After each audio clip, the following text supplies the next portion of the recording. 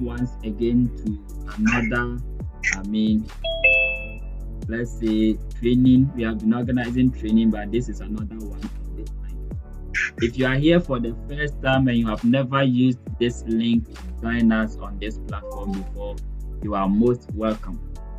This is a training that is organized by Global End Time Prayer Army. They are sponsoring the whole of this training. And so we want to say a very big thank you to them for giving us this honor to transfer whatever knowledge that we also know into others. And so we appreciate Global End Time Prayer Army for sponsoring this whole program that we are going to go through in the course of the month of August. This program is going to run from, let's say, today up to the end of August, and then those that will be consistent, as Reverend said from the beginning, they will be issued a certificate, and they will also be given a link to go and then study over there and then write an exams and get an additional certificate to whatever that Global End Time Prayer Army is going to give them. You can add it onto your CV, and aside the CV aspect, you can also confidently boast that when it comes to social media, in terms of email, you are on top. If not for advanced, at least you can say you have moved from basic level to, let's say, an intermediate level, whereby you can do basic things for yourself. My name is Daniel. If you have not met me before, or this is the first time you are seeing me, my name is Daniel, and I'm going to handle this email communication from today to the end of the month. So quickly, we will go straight to what we are supposed to do. But before we move on, I want to ask, how many of us are having laptop? How many of us are having laptop, so that I will know how we will structure the practical aspect when we get there. Today is going to be basically introduction, so it's going to be more of theory. But going forward, next meeting, we are going to do more of practicals. This work is to give you, or this training is to give you a hands-on, training. So our next meeting is going to be practical. So we want to know how many of us are having laptops and how many of us are using mobile phones and will be convenient when it comes to mobile phones, so that we know how we plan for the theory, the practical aspect. So if you can raise or you can type inside the chat section for me, I'll be grateful, so that we know how many of us will prefer the practicals being done on mobile phone, or will prefer the practicals being done on laptop. So now the chat is open. The chat is open. You can quickly send in how many of us that prefer phone as a tool for doing the practicals, and then how many of us prefer phone as a tool for doing the practicals. Let's quickly type inside the chat box and then we continue. I would appreciate if you can show us where the chat box is, because we don't know much of computer and these things. So where do you find the chat box that you are talking about? So please, I'm unable to share. Let me share that screen quickly. Let me share. Okay, somebody has sent his phone, but let me share the screen for Zoom. Why is it on Zoom?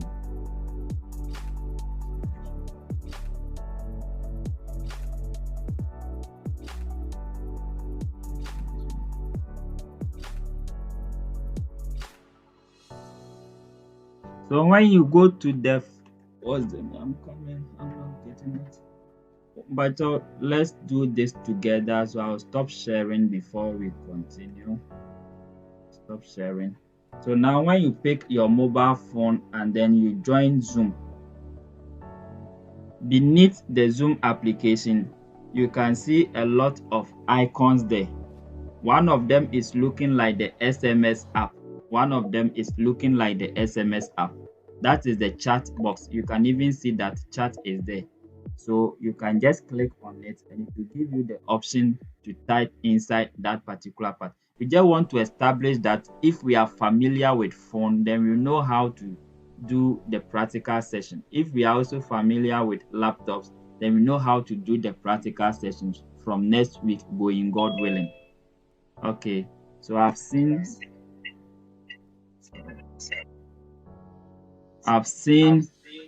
uh I prefer the laptop. That's Mama Pat. Okay. I Esther is fine by me. Please, which one is fine by you? The okay, it's either is fine by me. I have a laptop, I have books. So far the answers that are coming shows that we can do the practicals on laptop unless majority of us start typing by saying they prefer mobile phone. Okay. Mami Sika prefer mobile phone. Okay, I have laptop. Okay. Okay.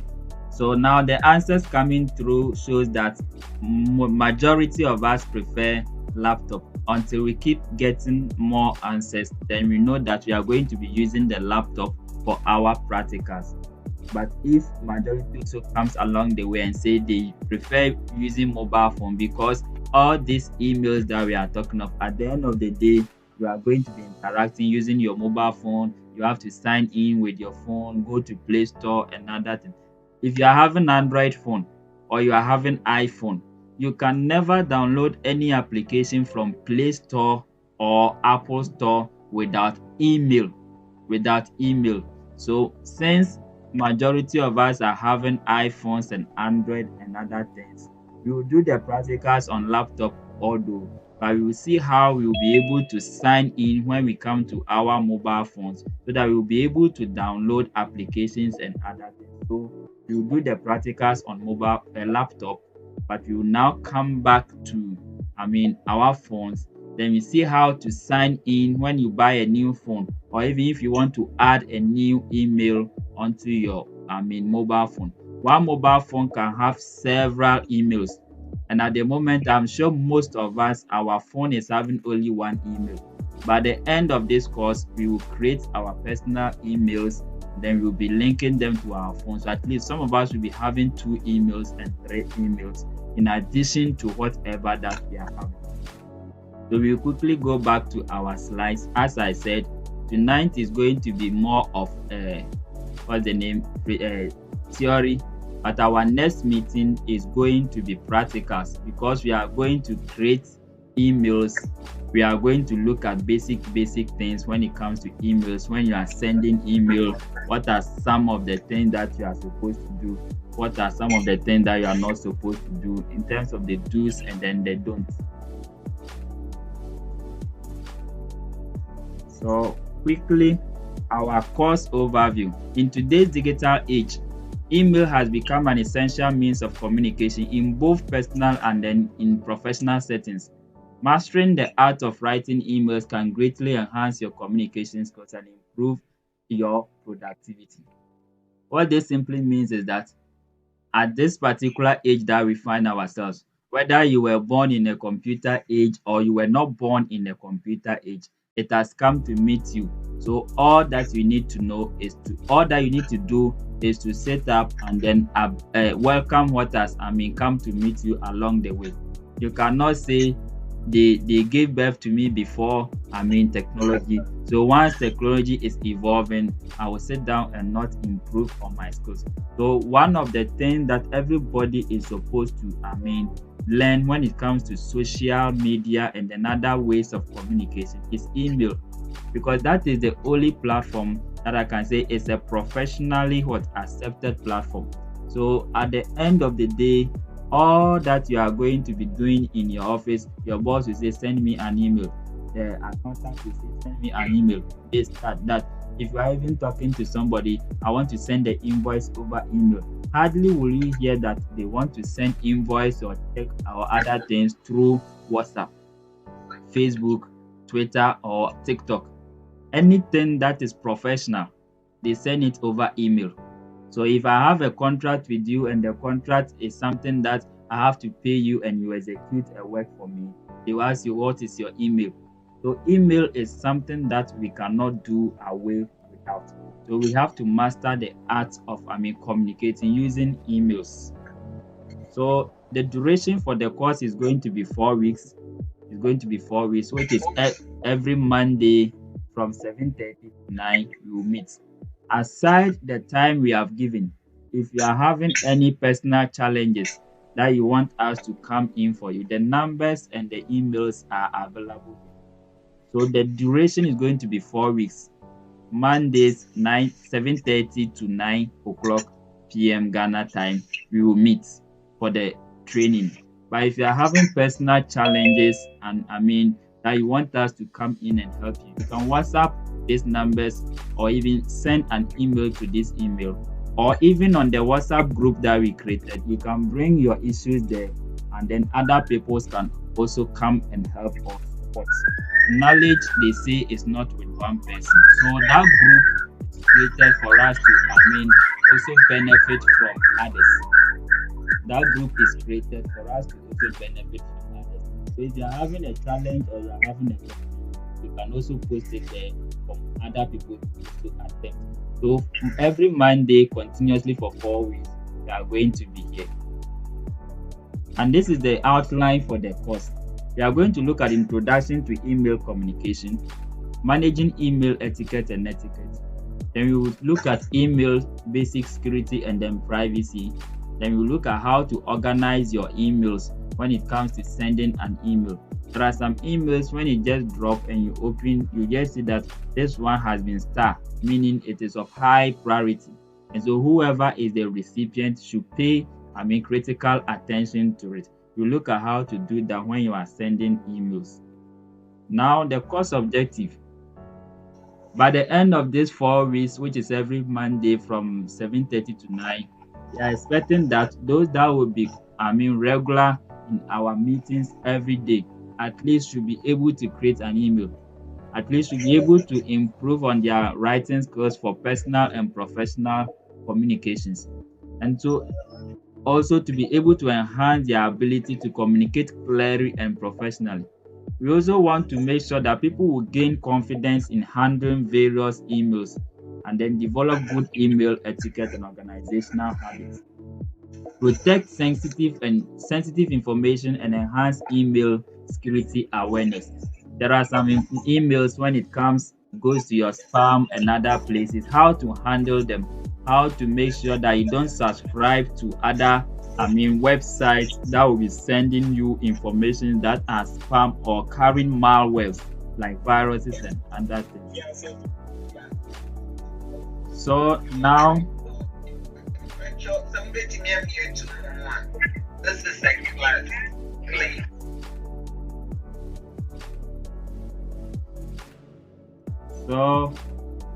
okay, now everybody is muted. Thank you very much, Mommy. Now we are looking at the introduction to email as the first model, which is the first thing that we are looking at is introduction to email. This is what we are doing for today. So introduction to email, we are going to look at the overview, the advantages, the disadvantages, and then understanding email addresses, the common challenges in email communication, and the best practices that we are supposed to adopt when we are communicating using emails. If you are having any question or challenge with this first model, introduction to email, the chat box is open. You can just type in your question and then we will pick it along the way. So in the chat box, you can type in your question if you want us to tackle it alongside. So quickly, we will look at the overview. Recording in progress. So email is an electronic mail. The word email, as we can see here, simply means electronic mail. Electronic mail is a way to send and receive messages across the internet. Email simply means electronic mail. So if you see email, it's just a shortened word for electronic mail. It's a way to send and receive messages across the internet. It's similar to a traditional mail or way of sending letters or parcels to family and friends, whereby you put the recipient and the sender's address anytime one is sending a package. So what it's trying to tell us here is that email is a way of sending and then receiving messages across the internet. But what happens when we want to send email is that we need the sender and then the recipient address. It's like a traditional way of giving a parcel or letter or something to somebody. First, you must know where the person is, and then the one who is also sending the parcel is also supposed to have an address. So if I'm sending something to Kumasi, it will be like from Daniel at, let's say, Accra to, let's say, Emmanuel in Kumasi. The same thing when you come to internet. When you come to internet, if you want to communicate using emails, you must have a recipient address, which is here, and then a sender's also address. So when it comes to email itself, where we will create email and we start sending emails, you will see where you put the sender's address and then the recipient address before the communication can take place. So we continue. We look at the advantages of email communication. One is very fast delivery of information, that is message, to people that are meant to receive the information. The keynote is to people that are meant to receive the information. A lot of people are receiving informations in their emails that they are not meant to receive. Reason being that maybe you went to a certain website to a particular place, you were filling form, you didn't know, and you just left your email address there ignorantly like that. People are always, around the internet picking emails and other things, and they have something we call email marketing. So they will just sit down, broadcast a message once, and then it will go to all these people. At the end of the day, 1 or 2 or 3% of this, bunch people that receive the email, 1 or 2 will fall victim to this particular mail. So we have to be careful when we are filling, forms and other things on the internet. Another advantage is that it is permanent. Email messages are permanent. That is, you keep a record of messages and replies, including details of when message was received. So unlike social media apps like, say, Facebook, Twitter, Instagram, WhatsApp, and other things, I can send you a message on Facebook or WhatsApp and realize that this one there is a mistake and go and delete it. Email, if I send you a message and it just drop inside your inbox, that is it. That is why most organizations prefer emails as a standard and professional way of communication.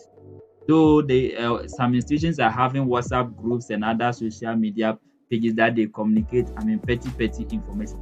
And when it comes to anything that relates to, documentation and other things, they prefer emails because all information sent through emails are permanent. You can keep a record of messages and replies, including details of that messages, anytime you want.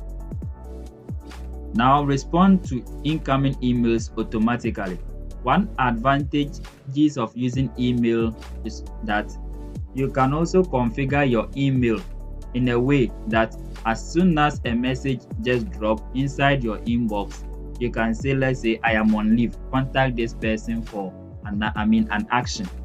You can also set it in a way that as soon as an email comes, you can say, maybe I'm not available, I'll attend to you in the shortest possible time. So you can respond to messages that are coming through your inbox automatically, which is a plus for email communication.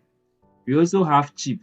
You can send emails, or let's say sending email costs the same regardless of distance and the number of people you send it to. This is simple.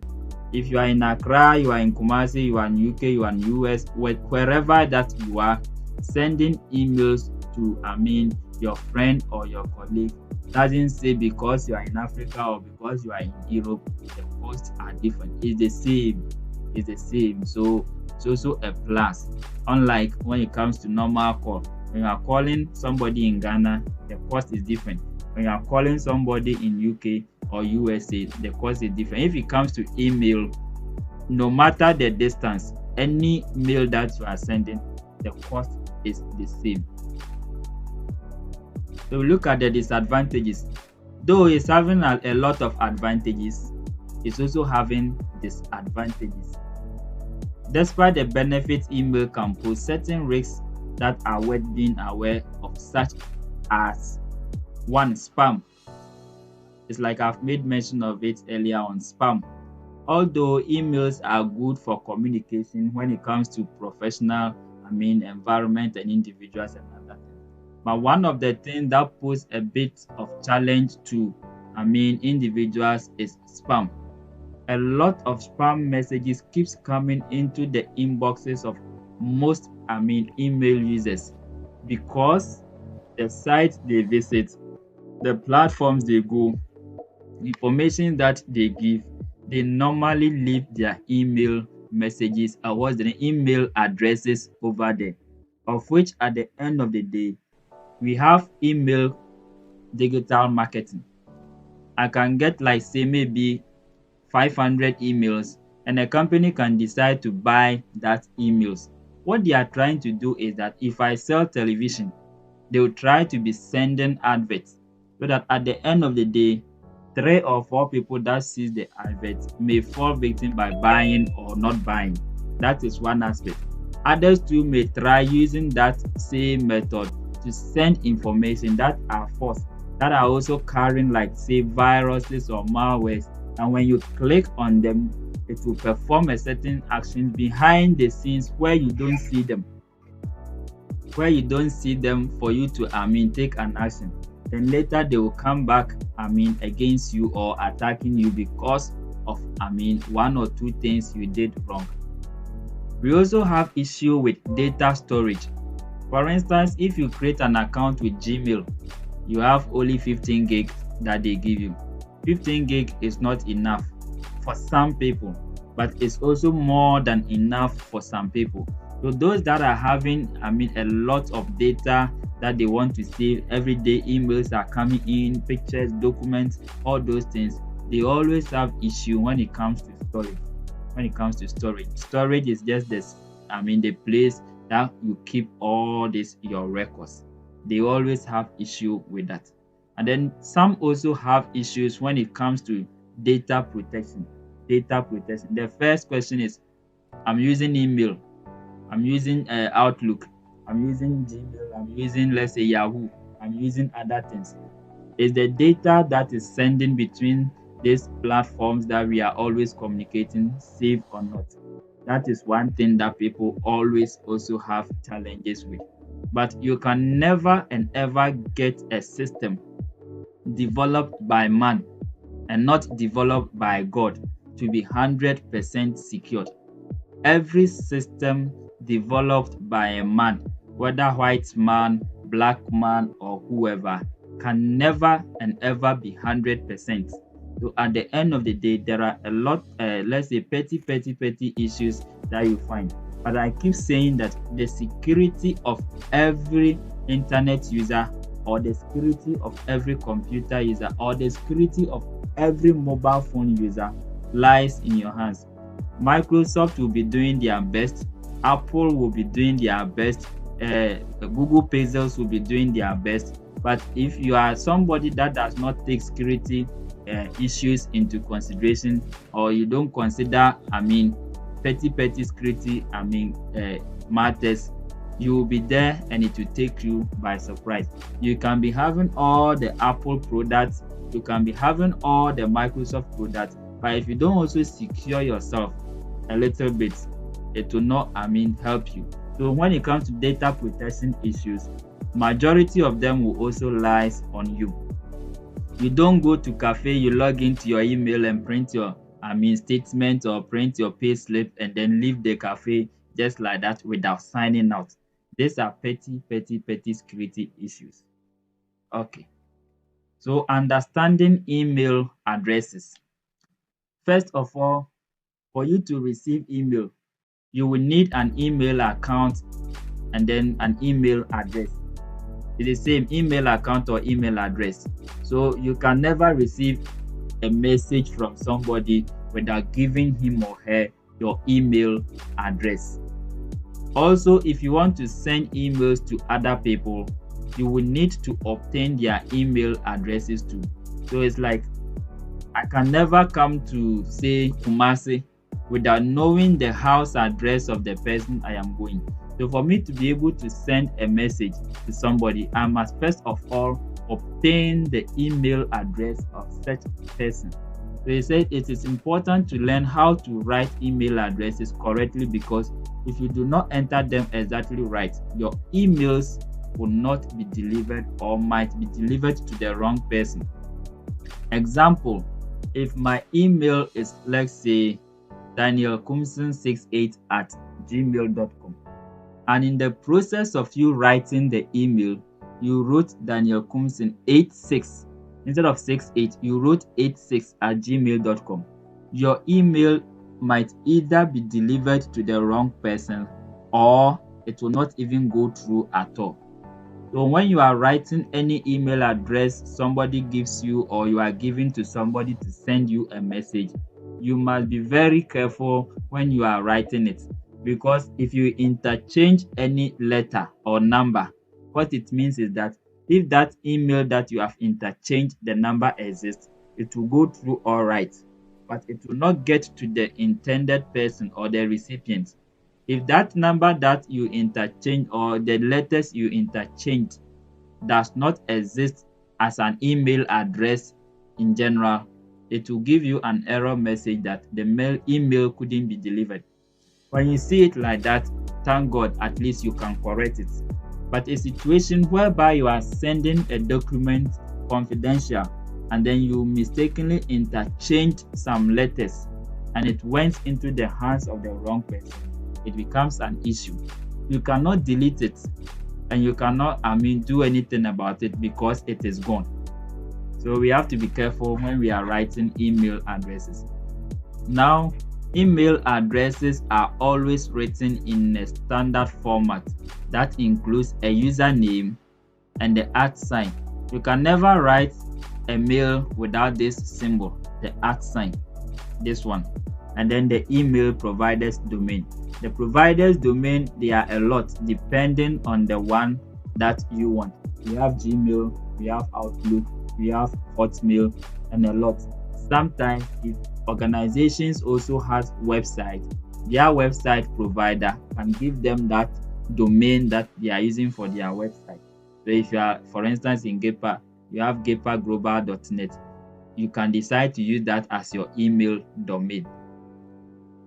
Now we have webmail providers. Popular webmails, like I just mentioned, these are examples. These are the popular ones: Yahoo, Microsoft Outlook, and which is previously known as Hotmail. And then we also have Google's Gmail. These are the popular ones most internet users are using. First it was Yahoo, but now Outlook and Microsoft has taken Gmail has taken over. You can never use an Android phone without a Gmail account. Either you know it or you don't know it. Somebody has done it for you. If not, you couldn't have downloaded WhatsApp. If not, you couldn't have downloaded TikTok. So somebody created email for you before you were able to sign in to your Android phone. Meaning, if you buy a new Android phone today, you need to get a Gmail, or you need to sign in with your Gmail. It's a compulsory, or it's a must. If you go to the other side, if you go and buy any Microsoft phone today, not especially Nokia, if you don't have Microsoft account like Outlook or Hotmail or whatever, you can never sign in to their phone. That is how powerful their emails are.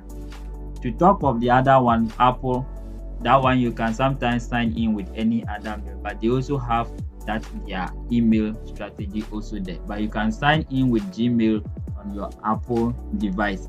That one is not a bit strict. But on Android, you cannot sign in with different email unless you are using Gmail. These providers are popular because they allow you to access your email account from anywhere with an internet connection. You can also access webmail on your mobile device. Yes. These are some common challenges in email communication. We have spam, we have mentioned about it, and we have poor organization and management. Then we have lack of immediate feedback. So these are the basic challenges that when it comes to email communication. the basic challenges that we do face.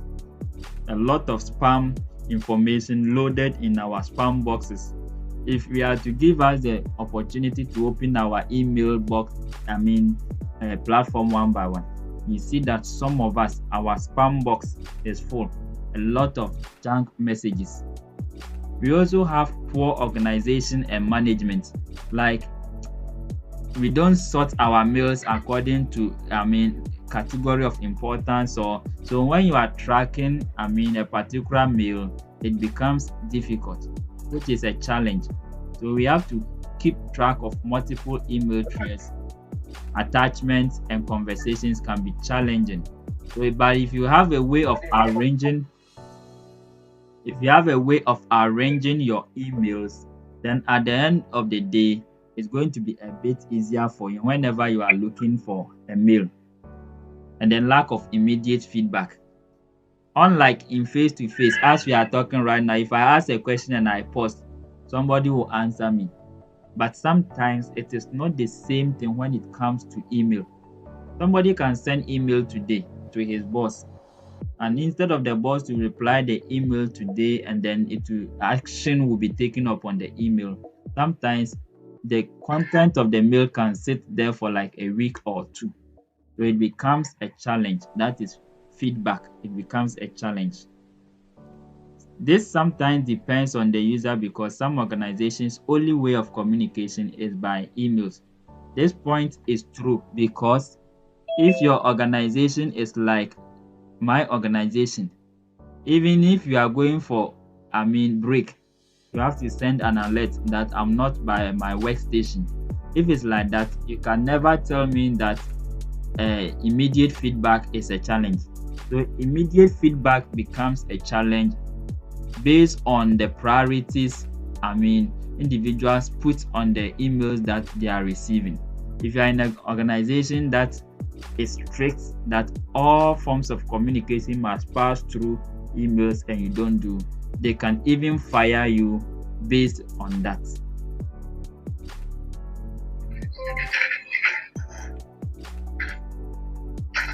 So we will look at the best practices for effective email writing.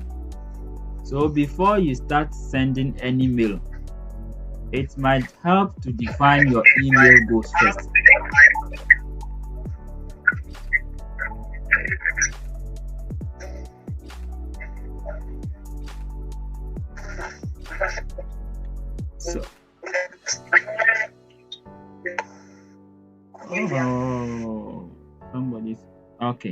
So before you start your writing your email, or before you start sending any email, first of all, you must have goals for the email that you are coming to write. So some of the questions that will guide you is that, what purpose do you want to achieve with this email? What are the main points you want the reader to understand? How can you get readers to understand those points that you are trying to send it out there? What is the appropriate email etiquette or tone for this recipient? Defining these elements can help you write quick, effective, and compelling emails. So if you want to send an email, you must look at some of these points that have been bulleted out here. Depending on the person that you are sending the mail to, you cannot say hi, you cannot say hello. For instance, if you are in an organization and you are sending a mail to, let's say, your boss, and you say hello as your salutation, it becomes something. When you are in an organization and you are sending a mail to, say, your madam, and you say hi, it becomes something. So what it means is that whenever that you are sending a mail to somebody, you must first of all ask yourself the following questions. What purpose do you want to achieve with this email? What are the main points you want the reader to understand? And then how can you get the readers to understand what you want to communicate with them? So far, any question?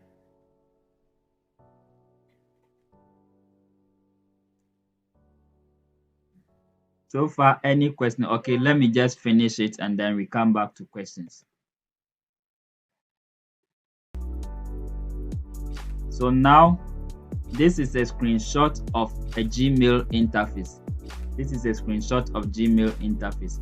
We will come to this, in our next meeting, we'll look at different emails, but we will use Gmail as our, area for the training. Then maybe in the subsequent times, we can look at Outlook and other ones. Then we can look at Outlook and other ones. But for now, we'll be using Gmail for the training. So we'll look at how to create Gmail account from scratch. Then we'll look at when you create your Gmail, what are some of the things that you can do and other things from here. So we'll continue. Any questions so far? Any questions so far?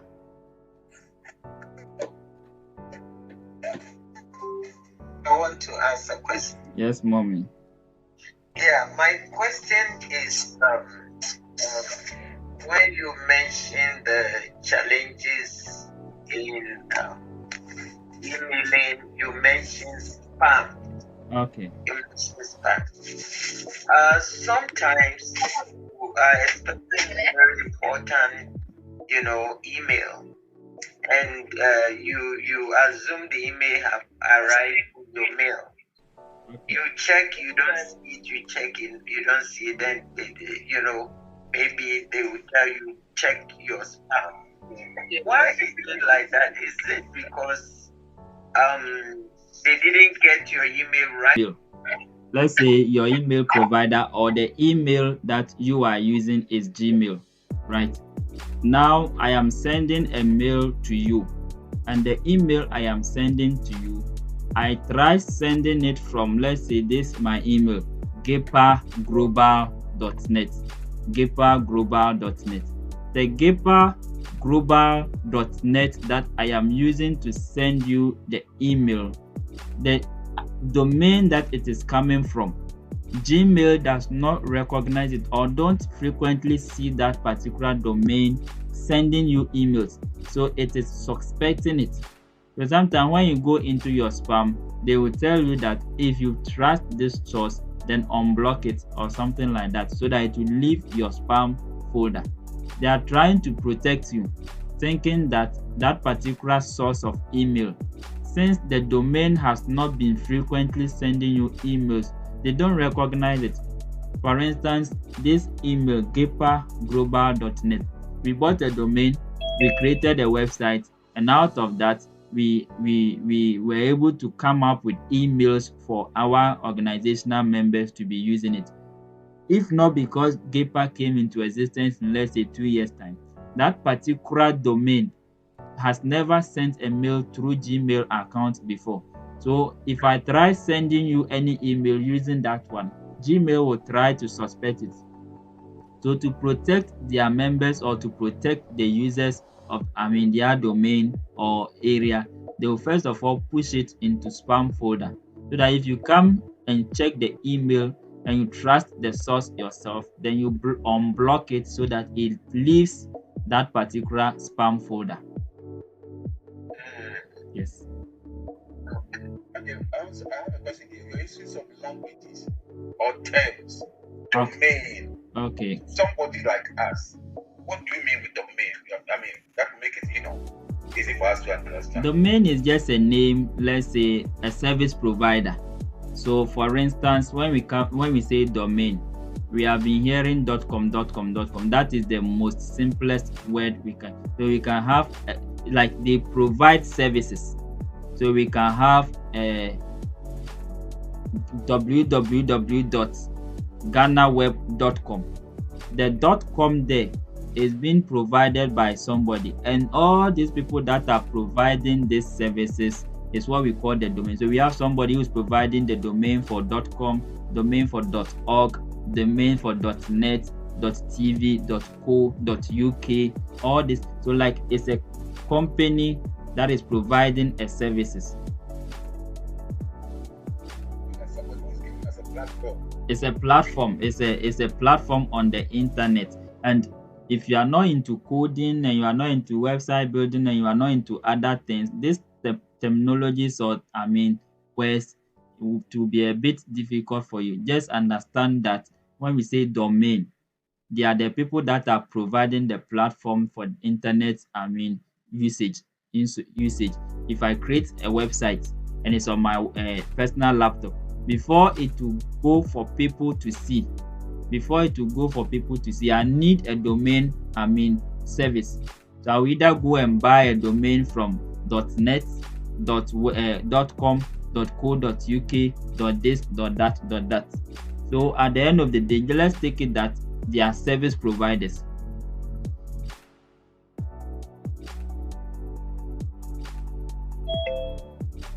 Please, any question again?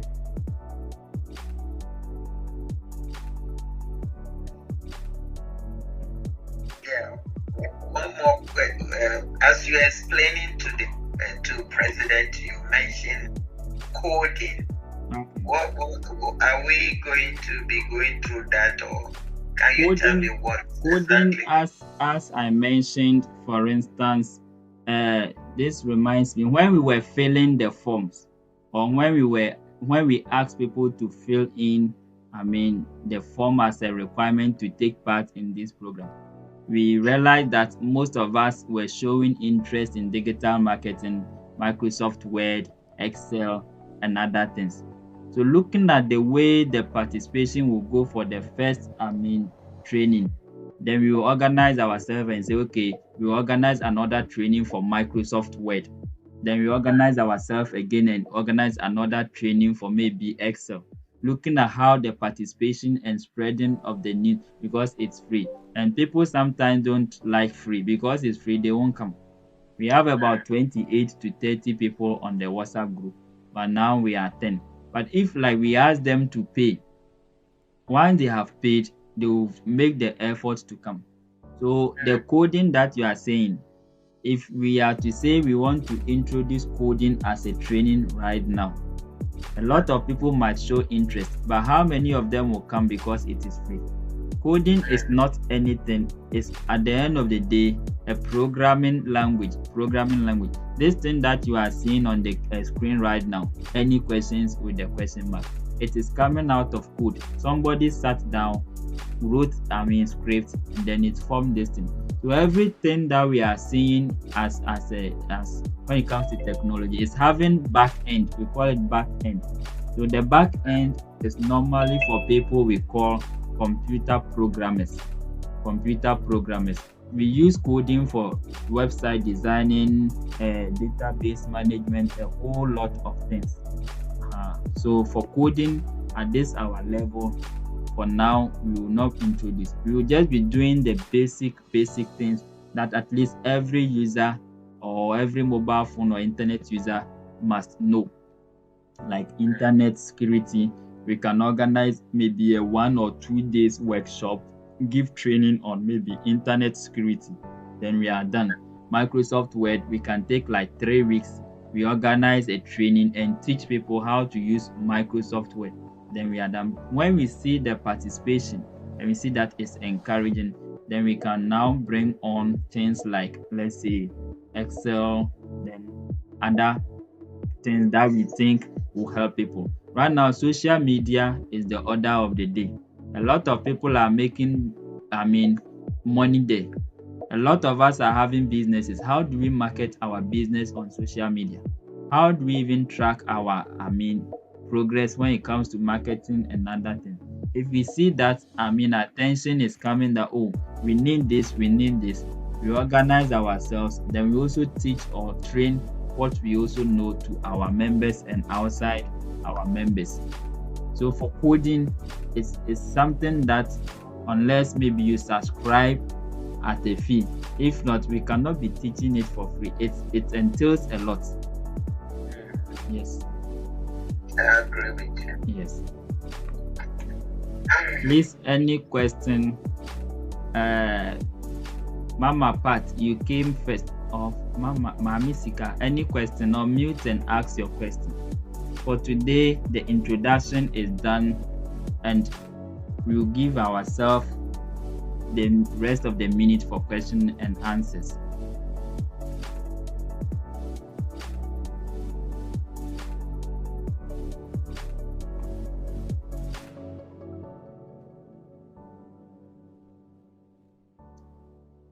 Please, any question? Or let me say areas that your domain provider, let's say Outlook or any other platform that you are on, suspect. First of all, they suspect that the email is not coming from a reliable source. So they don't want to push it to your inbox. They want to make sure that it goes to your spam. And then, as I said, you will go and decide, okay, this email, it was meant for me. But because maybe the domain provider does not seem simple to, let's say, the one I am on, they are suspecting. So you go and unblock it. And at that point, if you unblock that particular mail from that sender, anytime he sends a mail, it will come through your inbox. Hello? Yes. Thank you very much. Welcome, mommy.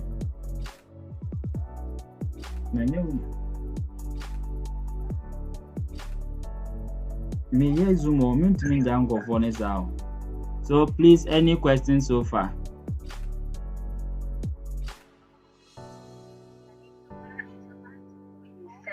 Okay. I think sometimes the reason why we get emails that we don't know about is because we visit the website, and then the website will ask you to take a box if you wanted them to send you in the marketing. You might think, oh, it's just one company, but then what they do is that they have sister companies they work with, so they pass your information to them, and then they end up sending you so many emails that you have no clue how they got your email address. So I think we need to also be careful when we are buying things online or filling a form or something like that. We should be careful where it says marketing stuff. We should be careful we don't always stick it if you don't want anybody sending you any marketing or necessary stuff. So that's one thing I've also realized. It's very true. So it's not every website that you even go and buy. You have to check the credibility. And these days, we are in a hurry to always click yes and next. These two things, whenever we see them, we are in a hurry to click on it. Yes, next, without reading what the yes and the next carries. Before you realize, they kept a clause there that you didn't even read, and after that clause, you cannot do anything about it because the clause says that you are giving us permission to share your details. Some websites do, and you say yes or you said next, so you have given them your permission that they can now share your your information with third parties. So it's not every website that you can even buy from. You have to check the credibility of that website. Everybody know when you want to buy, Amazon is credited. But there are some sites when you even hear, you ask yourself, is it secured? Are they guided by some regulatory laws like policies? Okay, Danny, one last question. Yes, ma'am. You and I in Ghana, especially those of us working in Ghana, where government, let me say, controller and accountant general pays. You go to your WhatsApp, and certain people have sent you messages, come here for loan. Even there are some numbers, they'll be sending you messages. At the end of the day, your phone is just choked with this kind of messages. You don't even know where they are coming from. Is there a way one can stop such messages? And another is, how did they get access to your number? And they can give such numbers, such information. Like there is this the investment kind of thing. You open here, they are there. You open there, they are there. Is there a way out? The way out is you don't give your numbers on platforms you don't have. Okay. Because at the end of the day, let me put it this way: you are on Facebook and you registered. Without phone number, you cannot register. You are on TikTok, you registered. You are on Twitter, you registered. You went to some place and you were doing something, they asked you for phone number, you did or you give. All these ones that you are giving, you don't know who and who is going to have access to them in the near future. And before you realize, you control Accra, your data is out to third person managing, your data without you knowing. I heard one information, I don't know whether it's true or not. Ghana here, our NHIS card that we are using, health insurance card, the records that when you go to a health insurance office that you are going to do a new health insurance card, that they pick from you, your name, your mother's name, your date of birth, your gender, all these things. Our database, when you say database, I mean where the information of these records are kept. It's not in Ghana, the office is in Israel. So our records are not in Ghana, they are in Israel. So if you are going to USA, for instance, and you are a criminal, you can easily be denied because Israel and USA look at the ties. So they have all your records and all your information. So the only thing is then don't do anything, don't feel anything, and you cannot do that. So the security of some of these things lies in your own hands. Where you are filling form, when you are giving your numbers out, you have to be a bit careful. Because when they send you this message, you cannot control it. GEPA members, if I pick your numbers, I can go and give you a message in the name of this GEPA E-class that we are doing. And that is how it will come. You can't reply that message. So they will keep sending the email or the messages without your notice, and you can't do anything. They will be coming. Thank you. Okay. Okay. Can I ask my last question too? Not last. Pardon? Not last. Now we have question and answers for today. Then our next meeting, we are going into practicals. So we have to answer all the questions. That is bothering our mind.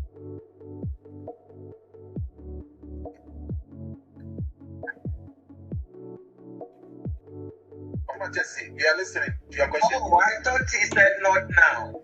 Okay. No. All right. Yeah. What I want to ask is that if you have an email that you realize that there's so many coming in, you can't delete them. Is there any way you can on that email to open another one, or you can cancel it and then open another one? For email, you can open as many as you want. But the question is, assuming you have sent a CV out there, your CV has your email. Please, 1 minute. Okay.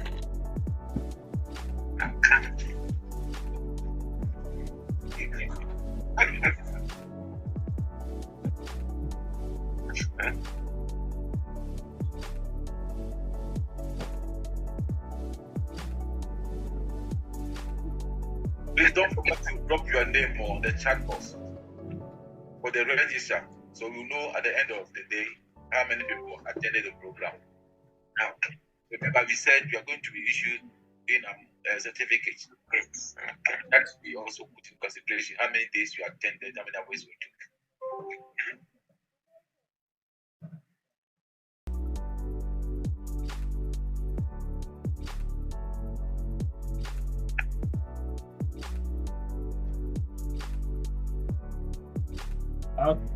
Okay, Mommy, I'm back. So, okay. Your question says that is there a way to I was saying that if you have an email that because of all the young coming in, you can't control, delete, or you have so many thousands, and you decide that, okay, let me block this one and then open another email. Is that possible? Or because a lot of things has gone out through the first email, are you going to have a problem? That's the only challenge for now, because you have used your email to do a lot of maybe business transaction and professional chattings. And for instance, let's say example, Sister Sarah or Reverend, the mail you have been using, you have used it for some time, you have used it for business transactions and work. And now you realize that spams are coming through and you abandon that email. A lot of people will now come back later in 2, 3 weeks, 4 weeks, 1 month, contacting you through that email, and they won't be able to get access to you, where you'll be able to lose business transactions and other things. But if you are somebody that is now starting your emails, you don't even use it for anything, you check and it's only spam, you can decide to say you want to abandon it and now start afresh. That one depends on you, what you have used the email for, and then maybe the challenges that will come in the near future. Okay. Yeah. Thank you. Welcome on. Daniel, I think I have a question. Okay.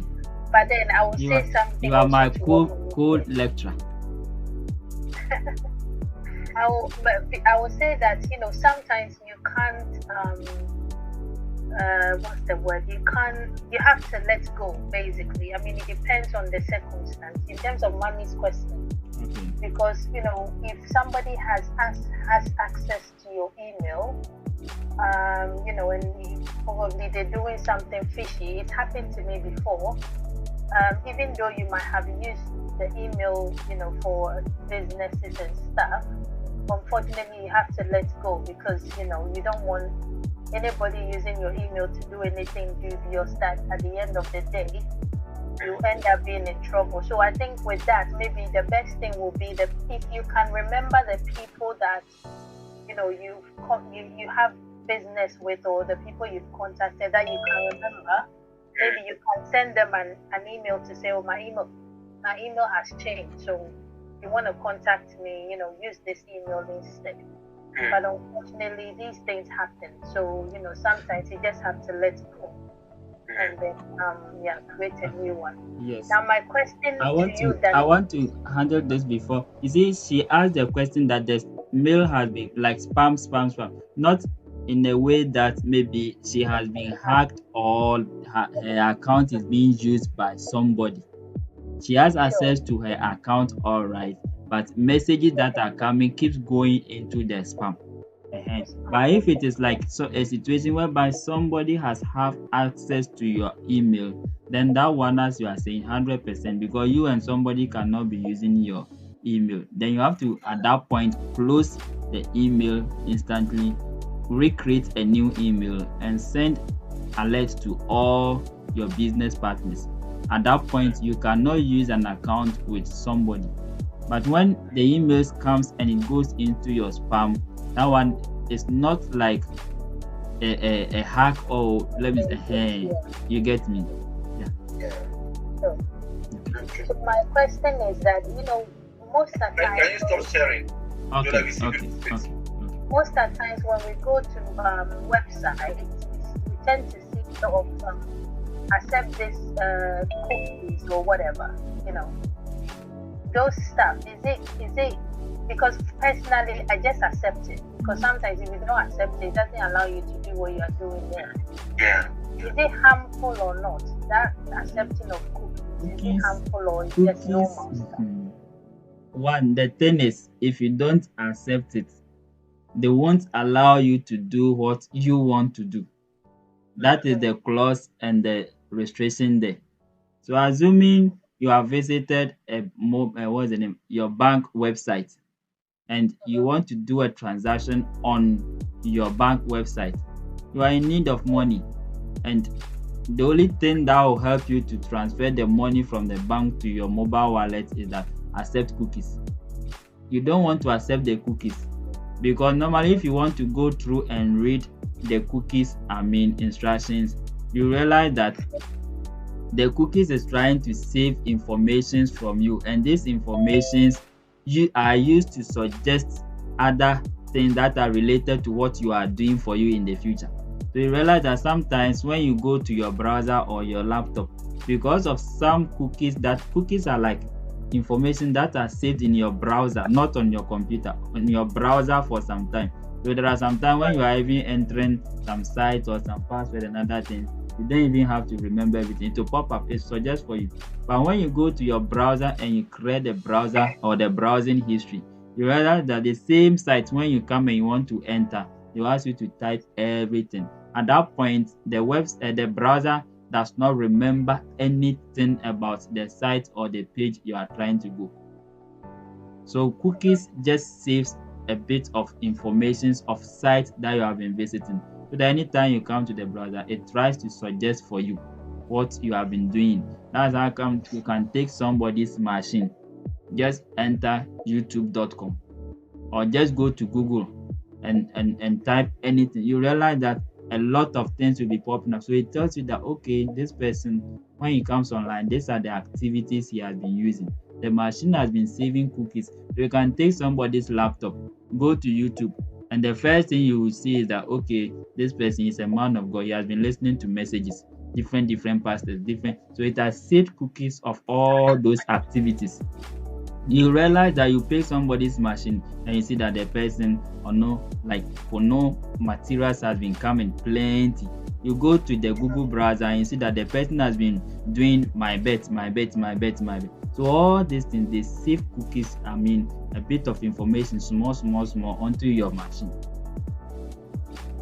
Yeah. So it's not harmful. No, it's not harmful, just to help at the end of the day to suggest things that you have been doing frequently for you. Let's listen for Apostle Rodney as well. The hands has been very long. Apostle, please, welcome. Thank you very much, President and Mr. Daniel. Okay. My question is very straight, though I've not been following from before, but I've found questions. I am wondering about hacking. I heard you in your mentioning hacking. Now, is other social medias or even Gmail or Yahoo can also be hacked? Again, if I am hacked, what is the security that you can guarantee to me that I can be free from the hackers? Thank you very much. Hope I'm audible. Yes, please. Okay, thank you very much. Hacking is not basically for social media alone. Emails are also targets. Everything that has an account is a target. Emails are having an account, they are target. Social media, they are having they are target.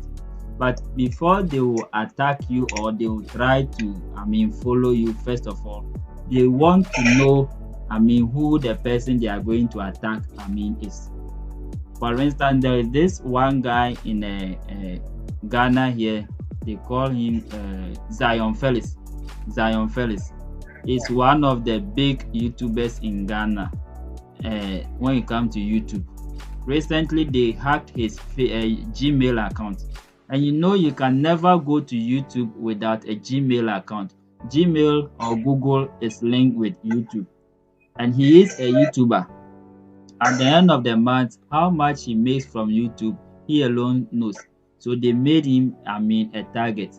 And they can never target your YouTube channel direct, but they have to target your email, because it is your email that is linked to your YouTube. And it is that one you use to do your Google AdSense and other things. So at this point, they know that this particular person in question, when we attack him, or when we do hacking into his account and we get him successful, we can get him to pay a ransom that we want, or we take the account. So it depends on the person. Email too, they can hack you. There is this one guy too called Wadimaya. He's in is it Africa, Ghana, or I don't know. But YouTube head office invited him to their office to interview him, because he's the topmost YouTuber in the whole of Africa. He went to YouTube head office. They interviewed him. He logged in his account for them to see. He didn't even return to Africa, and his account was hacked. And because he is a big man when it comes to YouTube, he is a topmost for Africa. YouTube took that thing upon themselves and then they got him his account.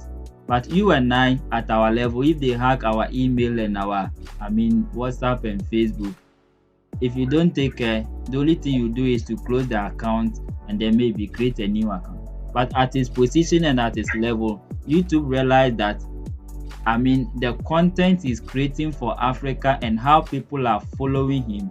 YouTube is also doing a lot of adverts on his channel and they are also making it. So they took that upon themselves and they got him recovery methods.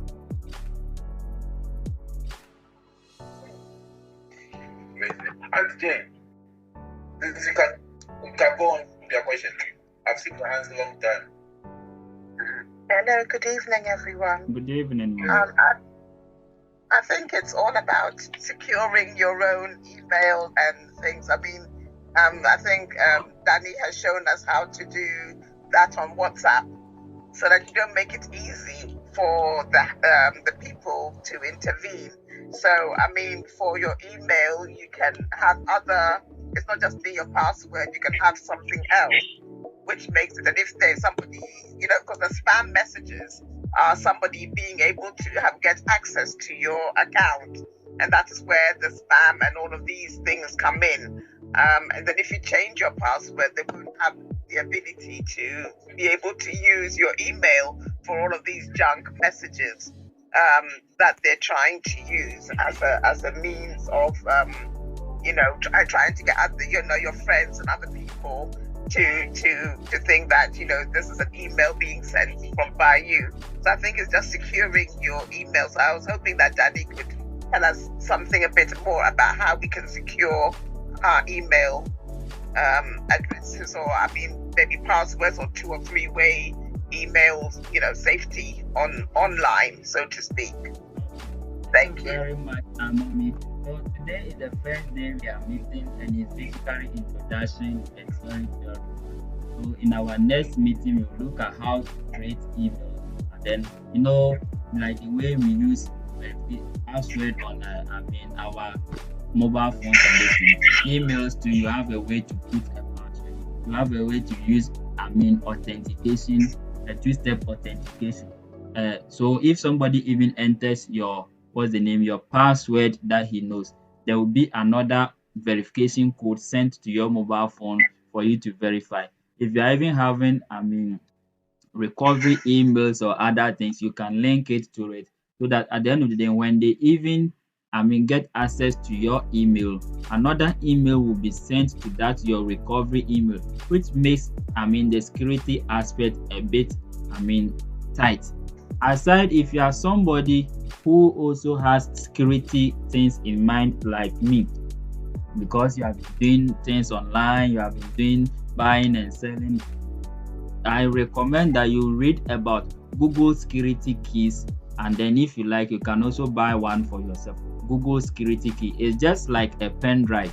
It's just like a pen drive. So after successfully setting it up, what it does is that if you are roaming, let's say you want to log into your laptop, you put in your email, you put in the password, you put in your 2-step verification, they will still ask you to slot in your Google key, Google security key. It's like a pen drive, and until you slot in that Google security key, your account will never open. So what it does is that somebody has been able to hack you, fine. He has gotten access to your email, your password. He has been able to have your phone also in his possession. So when you enter the email and the password, a verification code will come to the email, the phone. He has entered the verification code. The next thing they will ask is slot in your Google security key. It's having Wi-Fi aspect. So if you are using iPhone, for instance, they'll ask you to just use the security key like pen drive like this. They'll just ask you to flash it behind the phone or something like that. And at that point, that is a trusted device that is always with you. So anytime that you are trying to log into your account, they will ask you where is your security key. After entering all your password, your 2-step verification and other things. So if you are somebody that security things are very important, and maybe you can have a look at this one also. Thank you. Welcome.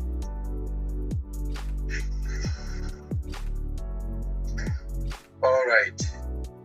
I think there's no question, no more question coming. So we repair.